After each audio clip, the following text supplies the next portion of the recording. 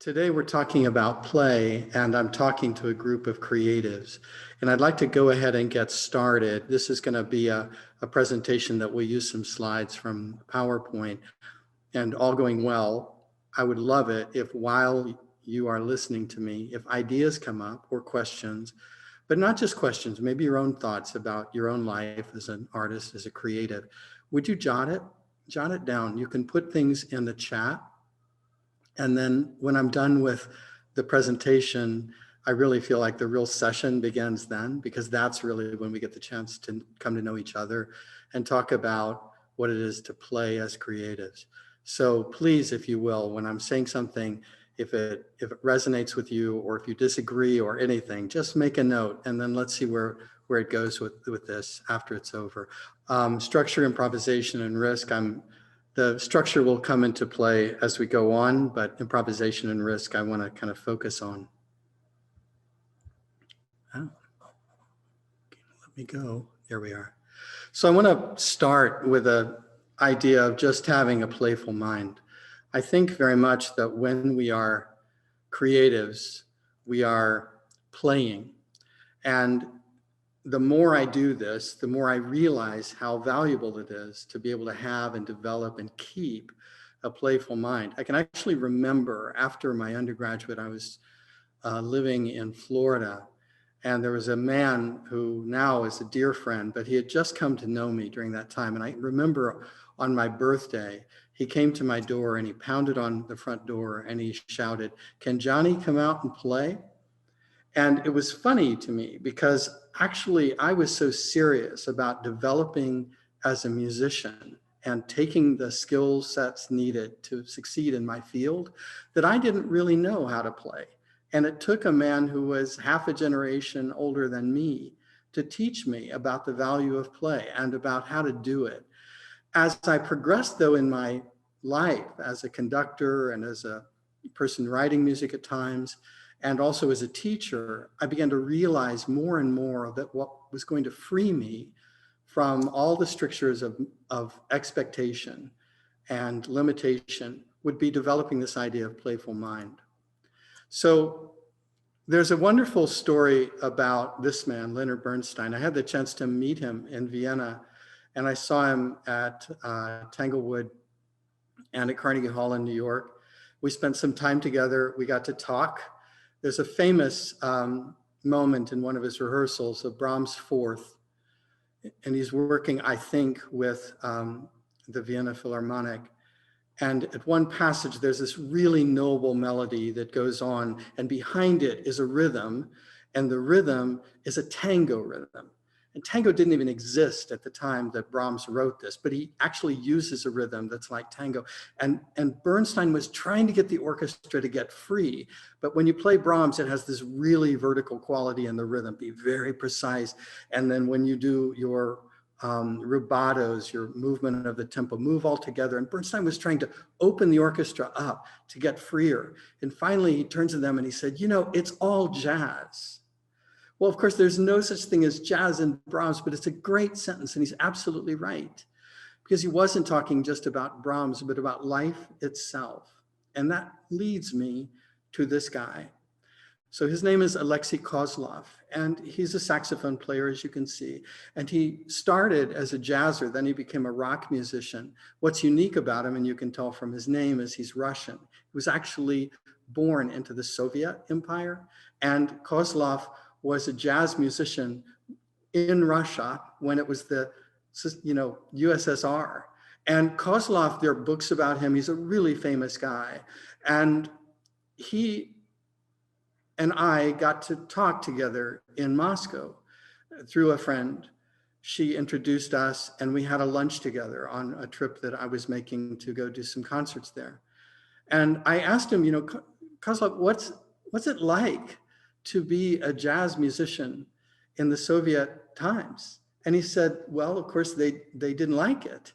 And I said, did they forbid you to play? And he said, no, it wasn't like that. I could play, but I could only play at home. I wasn't allowed to play in public. And I said, why? And he said, because it was jazz. And he looked at me like I should understand. After all, I'm an American. It should be clear. So I said, but you did get to play in public. You ended up playing at embassies and you ended up playing in Red Square. I mean, rock music and all of that. And he said, you know who did it for me? And I said, no. And he said, Shostakovich. I said, what? And he said, I went to Shostakovich and said, would you write a letter for me? So there was a society of the composers and musicians of the Soviet Empire. And Shostakovich said, I will do it for you. And he wrote a letter, and the letter went kind of like this. He said, Western music is based on the music of Bach. All this was junk, by the way, of what he was saying, not what I just said, but the letter itself. But he needed to find an argument for the Soviets to accept this kind of music. So he said, it's all based on Bach. And the greatest improviser in the history of music is Bach. The modern version of improvisation is jazz. We are the great Soviet empire. We have to be able to also prove ourselves. And the only way we can do that is if Koslov can play jazz. And lo and behold, they accepted it. He said, I can't believe it. But because of Shostakovich, I was allowed then to play jazz. So I asked him, what was the problem with jazz? And his conversation went something like this. Well, you know, you have a song and it has a lot of traditions. And even inside jazz, there are thousands and thousands of treatments of it. And those are made by people playing improvisation over the structure of the song. And as they use that structure, they have a lot of choices for what they could do to be creative. So in a way, the song is a metaphor for society, and the individual is over here. And in between is this word, power. And who has it? Do I play to society? That's what the Soviets and the totalitarian view was. Or do I play as an individual? That was the Western view. When a person is playing jazz then, he said, they are playing as an individual, free in the context of society. And because of that, jazz is a revolutionary act. To me, that was amazing because I'm thinking about jazz as jazz being music full of joy and wiggling vibrations in the air. But the way the Soviets are looking at that is completely different. They are looking at that as a revolutionary act. This leads me to think about play as a way that many of us understand it, which is in the form of games. But in particular, I want to go to this guy. His name is James P. Carse. If you get nothing out of this at all today, please write down this name, James P. Carse, and this book, Finite and Infinite Games. This book was thrown to me across a room by a choreographer. Beginning of my career in New York, I was making an orchestra, but I needed a day job. And I actually ended up running an arts colony on Martha's Vineyard called The Yard. It was a place for choreographers. And I got to meet these amazing people who were alive then. Martha Graham and Paul Taylor and Bessie Schoenberg. She was our artistic advisor. And one of the choreographers who came, I remember one night we were having a beer or something, and he reaches over and he grabs this book. It's a black and white paperback, throws it across the room, and he said, you should read this, it'll change your life. And he was right. You know, people say that about a book. I ended up writing Carse about a year ago. This is when the story I just told you took place in the 1990s. And I said, you know, the number of times I have referenced your book in conversations is just like Wikipedia for me. It's just all the time. And it's because of this idea. Sorry, let's go back one. He says, there are two kinds of games. And so I have two pictures, and would you just look at them for a moment? One could be called finite, and he says the other infinite. So one of these is finite, and the other is infinite. A finite game is played, says Carse, for the purpose of winning. A finite game is played for the purpose of winning. An infinite game for the purpose of continuing the play. Now, if you're an artist right now, you have played both of these kinds of games. Sometimes you have played trying to get a grant for your support, or talking to somebody and seeing if you could get a gig. That's like a finite game. It's a purpose of winning thing. But a lot of times when you're creating, You're creating out of the sheer joy of creating. That's what's going on. And that is a form of an infinite game because you're interested in continuing the play. Play not only by you, but play that's been going on for a really long time. So the interesting thing about this, which Kars points out, is that finite games have to end. And they end because the purpose is to declare a winner. If you're going to win, you have to end the game. So when you become the winner, you're no longer playing. If I play in a chess match and I become the champion, in order to get the title of champion, I no longer am playing chess. I played chess in the past, and playing that chess allowed me to become this champion. But actually, I'm no longer playing. For an infinite game, the goal of the game is to continue. Since the goal of the game is to continue, you don't end the game, and that means in an infinite game, there are never winners and there are never losers. And for me, this became a really seminal idea. I now know why that choreographer threw this at me. He threw it at me because he wanted me to think about my life in context of these things together, to be able to play passionately in a finite game. Nothing wrong with that. If I'm playing baseball, it's a finite game. What gets wrong is if I think it's an infinite game, if I think it's the ultimate meaning of life. Better for me to understand that there are games that don't have winners and losers. They have the meaning, the joy of playing. In order to play, permission is one of the factors. So when I was in college, one of my degrees work was in education, and I had a music education degree. And we had to take this class, and I remember learning about this guy, Jean Piaget, and he has this quote, "Play is the work of childhood." And I never forgot the quote. I began to realize that the work of an adult is to incorporate play into their adult life. That's actually the work of the adult. The real meaning of living is to live this out beyond childhood. But I wanted to start with this quote because it helps us about the nature of play and giving ourselves permission, because play begins inside. It's natural for a child to have a playful heart. It's an open heart. And in order for it to be an open heart, it can happen best when there's emotional safety. This is going to be important for us as adults. If you work in an environment where there is emotional safety, it's far easier for you to be creative. If it is not emotionally safe, it's far more difficult. We'll see why. So you can give yourself permission to play. When I found this picture, I thought, this is great. I have some people playing, and then on the left-hand side, I've got a guy not playing. He can actually come out here and play if he wants to, but he has to give himself permission. Leaders can give you permission to play. That counts if you're at work. Leaders can give you, quote, permission to play. This can be really frustrating. If a leader says, hey, we're going to hold a meeting and I want to try some ideas out, you show up to the meeting, and he says, think outside the box. That sounds great. But if the culture of that particular place is think outside the box is a shaming place, or a place where every time you suggest something that the leader doesn't like, there's a shutdown. This actually is where we begin to collide with play. Culture in an environment matters for the success of play. So leaders can give you permission to play, provided there is a culture that supports that play. That's really important.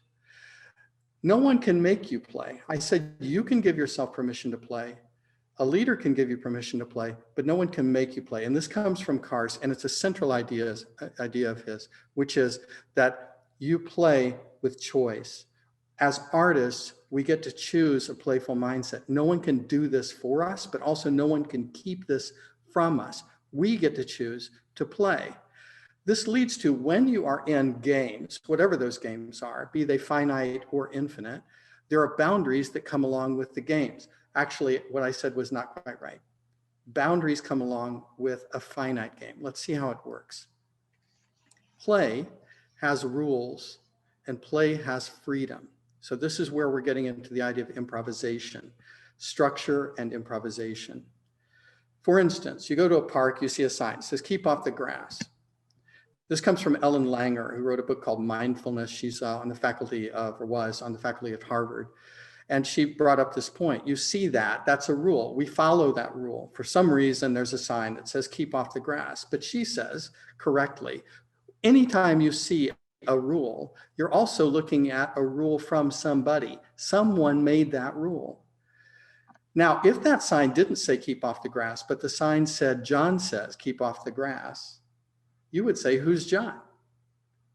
You would immediately stop and question that rule, because you would remember that the rule that you just read is actually somebody's rule. You would say, does he have the right to make that rule? Or is he someone I respect? Maybe I made this sign on Monday and didn't take it down because on Monday they were going to spray this lawn with some kind of insecticide. And I wanted you not to be on the grass. And nobody came back and removed the sign. And now it's Friday and nobody enjoyed the park because the sign was there. And so you have the right to stop and say, you know what? Rules can change. This is really important for us as creatives because we are constantly pushing on rules. And for us to play, we need to accept the concept that we can change rules. Now, I want to say something about this. When you're forming a game, let's say you're creating a game, it is inevitable that you'll play with rules. Baseball's a good example. They toyed around with how far do you make it for the pitcher to be able to throw? How much distance between the bases for this game to work? They do all of that. But once they established the game, those rules got stable. This was important because finite games, in order to be fair, have to keep the rules. This is important. This is one of the things going wrong in the United States. When a society has a set of rules right now, let's say about elections, and the rules are shifting and moving, then people can say, this doesn't seem fair. Or conversely, if people say, well, here's how you get a Supreme Court justice, and we follow these rules, and those rules change, inevitably, you know, this game is rigged. I'm not seeing the game that we all agreed to. In other words, changing rules can be very freeing, but also very dangerous. It depends on which game we're playing.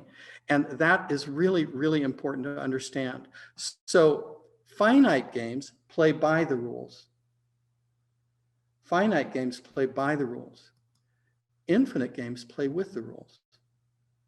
The necessity to keep the game going allows you the freedom to shift the rules, but you are okay with that because you're not going to be declaring winners and losers. Your goal is the continuation of the play. Now let's talk about play in relation to danger. Because one of the fun things about play is that danger is one of its elements.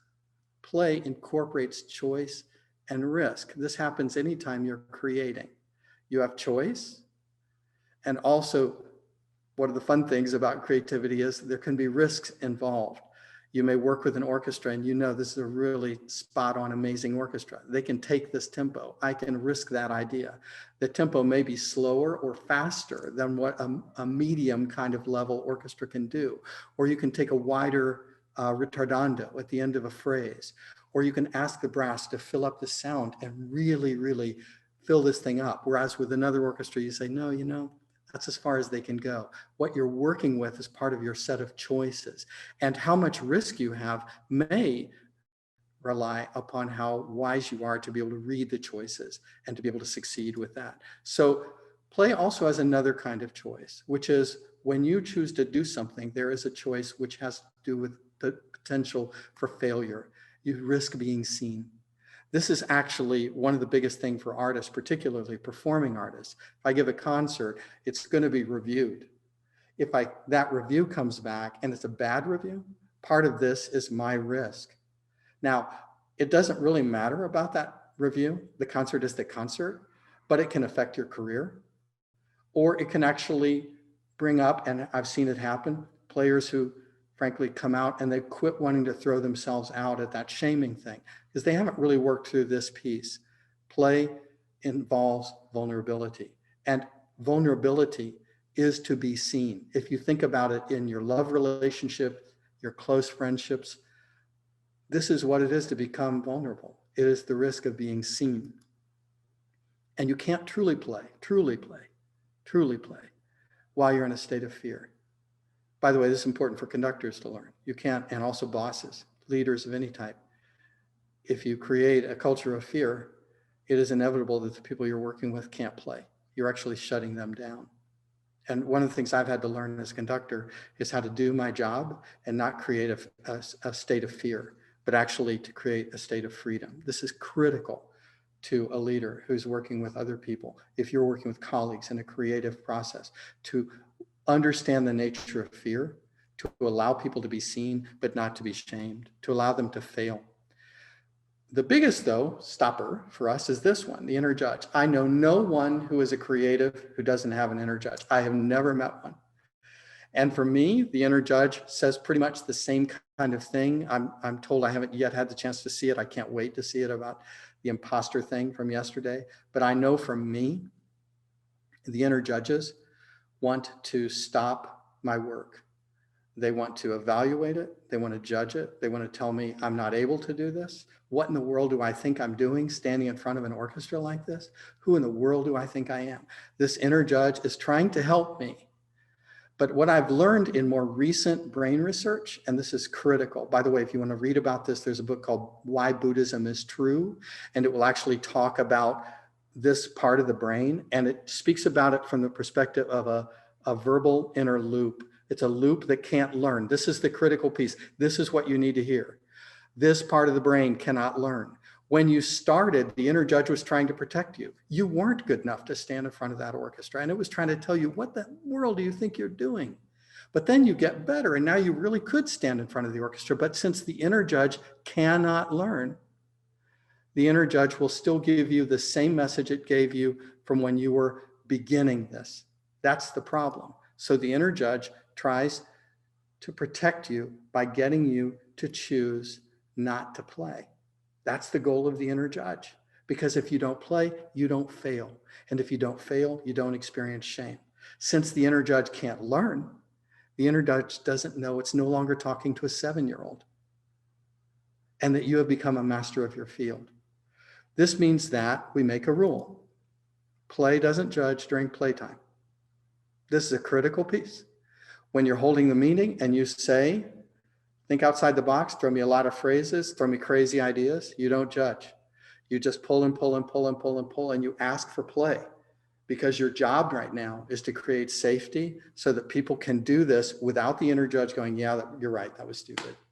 So that's going to be happening unless you, and it also can happen to you yourself.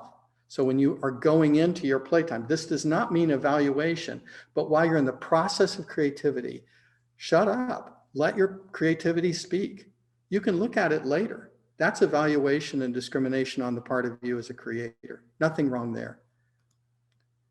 The last part I want to talk about is what play does, which is to imagine. We all know, we watch these children, and we watch ourselves. And so I wrote also reimagining, because I want you to think about play as freeing this part of the mind to imagine, but also for us to reclaim it as adults. Play toys with roles. Sometimes when you create a playful environment, people can explore roles. If you think about the child that you were on the playground, you could be a superhero, you could be a fireman, you could be a policeman, you could be all kinds of things. And you didn't think it was weird. You thought you were just doing a natural play thing. But we don't play with roles as much. But here in this cosplay picture that I was able to find, it was a wonderful thing, because she's challenging all of the old, outdated pictures of what a woman is supposed to be. She kicks butt. And she's able to do that from the perspective that she is playing with the role. And now, because that has happened in a generation and 2 and 3 and 4 and 5 generations ago, we now consider this normal. Because once roles get played with, the boundaries move around for those roles. The expectations for those roles also move. Play has direct benefit to society. And we as creatives are part of the people pushing the society around. Play toys with categories. This again comes from Langer. I can look at this and say it's eggs. I can look at this and say it's eggs that have a lot of variety. I can look at this and say this metaphorically represents a society. I can look at this and say these are circles. I can look at this and say, this is some kind of jail. I can look at this in so many different ways. Play invites us to re-examine the things that we see that we think we're familiar with, just like Bernstein saying it's all jazz to the Vienna Philharmonic, playing Brahms. Play toys with things that we think we know. I think I know something about a manhole cover. I think I know something about a cat. I do not put these two things together. And yet cats pop out of boxes all the time. It's just now this artist has surprised us because the scale of what it would take for this to happen is just monumental, and it makes us smile. And that's what the playful quality here, and I know I'm spoiling it at one level, but I'm really trying to show it, that when we analyze what's going on here, what's going on is a playful mind. Most importantly, as creatives, play lets us reimagine ourselves. Because as we create and as we push these things, we actually find out who we are and were and who we might be. And as we toy with these ideas and as we give ourselves permission, and sometimes as we understand, wait a minute, I was turning an infinite game into a finite game, or a finite game, I didn't understand that it's just a finite game. If I lose this baseball game, life will go on. There's a larger game. Because Carson's last thought in his book, the last sentence in the book is, there's only one finite game. There's only one infinite game. And what he means is all of the finite games of our lives fold into this other game. Everything we've been doing was actually a part of one big playground. Everything we've been doing. And all the times that we thought, oh, this is life and death, this is everything, because we were stuck in the finite game, thinking it was everything. Cars is pointing out at the end of the book, no. All of those things, which were important, it mattered for you to make a good movie, to get the job, to sell the house, to do all the things that were the finite games, but they were finite. And he's trying to move us into a different understanding. And that's why I'm always grateful to that choreographer, because when he threw it across the room, he said it would change your life, and it did. So I end with this. It's all jazz, Bernstein is right, but it's infinite. It's infinite jazz. It's improvisation. It's structure. It's creativity. It's working inside society. It's playing with traditions. It's moving rules around. And ultimately, it's understanding the nature of play itself, which is everything is an infinite game. It's all part of one big, huge, infinite game. With that, I'll close the screen share. And I would welcome any thoughts you have. They can be, you know what, even, this is amazing, but even with the freeze, wow, we're 33 and a half minutes from when we started. I was really trying to keep this thing at a 30-minute time, so there'd be time for Q&A. So I would love to, not so sure about Q&A, but I think there's a whole lot of talk we could do. And I would welcome the chance to do that with you. So I think there might be some questions or comments or something that will come from the chat. Do you want to read anything to me, and we'll go from there? Yes, certainly. Thank you so much, John. That was a brilliant talk. And yes, even with the technical difficulties, it just was absolutely brilliant. Thank you. Lots of comments in the chat. Some of them, I'll just run through some of them quickly. Steve says, love this concept. And Karina says, I love play without competition, without win or lose. And Paul says that the inner child endures.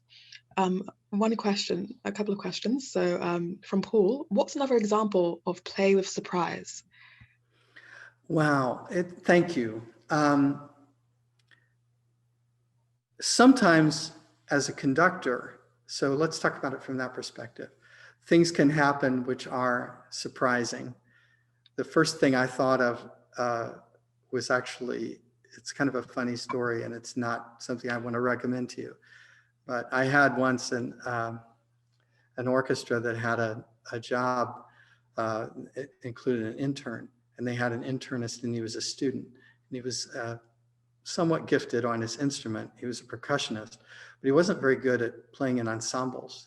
So one of the hardest things in ensembles is to just count rests and to wait until you're supposed to play. And the problem was the instrument that he played in this particular concert was cymbals. So try to imagine that you're conducting along and this guy is conducting. I'm conducting and he is counting measures rest, and he gets lost in the count. So he thinks he's got a certain amount of time, and then he's supposed to crash the cymbals. But since he's lost, I remember conducting along, and suddenly I look to my left and I see him grab the cymbals, and I think, no. And he doesn't look at me. And just like a gun going off in the room, boom, like this, and a cymbal went off, and it was in a really quiet, calm, filled with emotion passage. That's surprise at play. Now, if I'm in a wrong mindset, so let's talk about a playful mindset, or if I'm stuck with shame of, oh, you know what? That probably is going to show up in a review.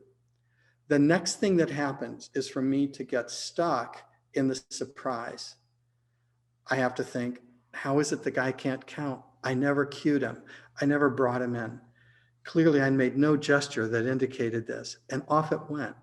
Or I can say, that's gone. So one of the screens that I didn't give you was now. We play in now. A child plays in now. When they get into the swing set, there's nothing but now. This is one of the ways we can know we're playing. When we get into flow, flow is now. And now, and right now I'm working with some Zen Buddhists, and it's just wonderful because it's just all about now. And the sentence begins at now and it ends at now, but it's not the same now, right? So this thing is constantly rolling around. What had been now is now the past. What isn't yet now is about to be now. Now it's the past. And so they're really trying to say this whole idea about time is this infinite thing that's also this momentary, unimmeasurable thing. Surprise is happening all the time. But also, what's the surprise in terms of me looking at the score and thinking that I know what the score is? Beethoven Fifth. Ba ba ba bum, ba ba ba bum, go on. Da da da da. Or should I do da da da da, cut off. Da da da da, cut off. Start again. Or should I do note break? Da da da dum, da da da dum, da da da da da da da da da. Which should it be? For me to be surprised, that's an old piece. It's 200 years old. But each of those means something different. One sets off a little motive. One groups two motives. One groups the entire thing and says there's no time to waste. So my ability to stay new, to stay with beginner's mind, and I'll be exploring this tomorrow a lot in talking about exploring, is for me to be able to willingly enter into and encourage my willingness to throw away what I think I already know and to look anew. That allows this to surprise me. Also, I may, as a creator, be able to time, and this is wonderful, surprise for the audience. There's a wonderful symphony by Haydn, Surprise Symphony. It's famous because Haydn wrote it in London. And what he noticed when he went to the concerts was that people would talk. Remember, this was at a time when the concerts were for aristocrats, and aristocrats could do what you wanted. Here was the orchestra. They would be watching the music, and they would be listening to the music, and they might be mumbling something while they did. Some of them even drifted off, and Haydn saw them going to sleep in the slow movements. So he creates the slow movement, which you know. Dun, dun, dun, dun, dun, dun, dun. Dun, dun, dun, dun, dun, dun, dun. And you know what's coming. Dun, dun, dun, dun, dun, dun, dun. And people are snoring. Dun, dun, dun, dun, dun. And the whole orchestra comes in, wham, like that. And then it goes on. And when they did, the entire audience jumps because they were surprised. That's an example of the artist creating surprise, but also making a commentary. It was a commentary on the actions of the audience. And they realized it. Mozart did the same thing with a place in the 31st Symphony in the finale. When it starts, the finale starts very quietly. And Mozart writes a letter to his dad. And he said, I noticed they talk between movements. So I started pianissimo. The orchestra is very quiet, very fast.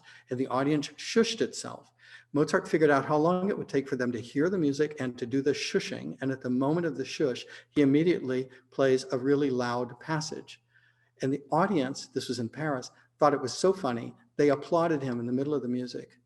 This is an example of someone understanding his context and actually having a dialogue with the music. So when you hear the 31st Symphony now in the finale, you'll say, wow, I can see what was going on. That's what's going on. It's Mozart. It's Mozart talking to them, talking back. Thank you so much, John. That was a brilliant answer. We've got quite so many questions in the chat and Good, not enough great, time. great. But I think I can just pick one last question to answer very briefly before we have to end the session. But thank you so much, everyone, for engaging so thoroughly with this talk. Let me just see. So I think this is kind of two questions in one, but both kind of touch upon the same kind of idea. Sure. As a conductor, how do you help your musicians to feel emotionally safe, as you mentioned, so as not to fear making mistakes? And similar to that, do you have any go-to phrases to help people in the group feel safe and encourage play? Just quickly before we end. Sure, I'll try to be fast. The second part of the question is a great question. Words matter, and first words matter. I'm studying mindfulness a lot. Try to create a field of love. Don't be shy about creating love. They need to see that. They need to see that acceptance. It's okay for you as the leader of that thing to become vulnerable. And as you create that, that is very freeing for everyone. The first time I conducted in Europe, it was the Budapest Philharmonic. And I had to conduct the Brahms Violin Concerto. And they had played the Brahms Violin Concerto with Brahms 100 some odd years ago. And I had never played the piece. And we did something together, and I stopped and I said, I think you played this before, because it sounded like Berlin. It was amazing. And they all smiled through the translator. They told them what I had said. And then I said, I never have. The whole room, deadpan. The conductor's never conducted this piece, and he just told this to us? Yes, because I needed to be vulnerable. I said, I will learn some things from you, and you will learn some things from me, probably. We'll figure it out. But you need to know right where I am. And as I began to work with the orchestra, a few minutes into that, at one point, the concertmaster stood up and said, Maestro, a moment. She turned around, and in Hungarian, she did a whole speech to the orchestra. I had no idea what was being said. She sat back down. She said, please continue. At break, I had a friend who spoke Hungarian. I said, what just happened? He said, she turned around and she said, you're 30 years old. This orchestra had played this piece under Brahms, and the conductor knows the piece better than you. Sit up and play. I had no idea. But I don't think it would have happened had I come in from this is all about me. I was actually saying, I can't wait to learn from you. And I made one correction, and it ended up being wrong. And the next day in rehearsal, when we had the soloist with us, I said, I see why you play it like that. We make the change. I take it from you. And they all applauded me because I was learning from them. The question about safety, I think I can do this in about 1 minute. I'm going to try to. Schumann, Fourth Symphony, there's a transition between the third and fourth movement. It has a passage for bassoons. They're extremely quiet. It's a dangerous passage. Every bassoonist loves to play it, except you just know that it's going to go wrong. If you lose the buzz, you have to play very quietly, and you can lose the buzz. And if you do, it's a disaster. It's the last part of the symphony. It's the transition into the finale. By the time I had learned what I'm teaching you today, I actually stopped in rehearsal and said, can we find the failure point? Play it softer and softer until you lose the buzz. The strings, we made softer and softer under them, and we waited for the bassoonist to fail. The moment that they failed, we all applauded because we knew that's the point where the break in the sound. The strings knew how quietly to play, and I never once told the bassoons to play quietly. They were already trying to. They just wanted to stay slightly above that failure point. They could only know it if we allowed ourselves to fail. Explore failure. There's nothing wrong with it. And I'll be talking about this again believe me, in the exploration passage tomorrow. I'll teach it a different way, but it's a critical piece. So safety invites failure and doesn't call it failure. It calls it exploration and discovery.